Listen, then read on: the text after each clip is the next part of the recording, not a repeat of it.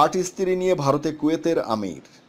ভারতের উত্তরপ্রদেশের গ্রেটার নয়ডার একটি বেসরকারি হাসপাতালে চিকিৎসা শেষে দেশে ফিরে গেছেন কুয়েতের আমির শেখ সাবা আল আহমেদ আল জাবের আল সাবা। ভারতে 6 দিন অবস্থানের পর শুক্রবার দেশে ফিরেন তিনি।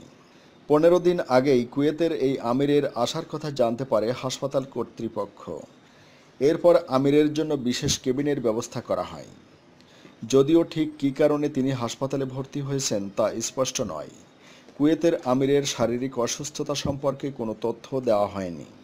তবে সবকিছু ছাপিয়ে আমিরের সঙ্গে আসা তার স্ত্রীর বহর এখনও আলোচনায়। কুয়েতের আমিরের সঙ্গে ভারতে এসেছিলেন তার 8 স্ত্রী এবং পরিবারের 28 সদস্য। তারা প্রত্যেকেই গ্রেটার নয়ডার একটি বিলাসবহুল রিসোর্টে ওঠেন।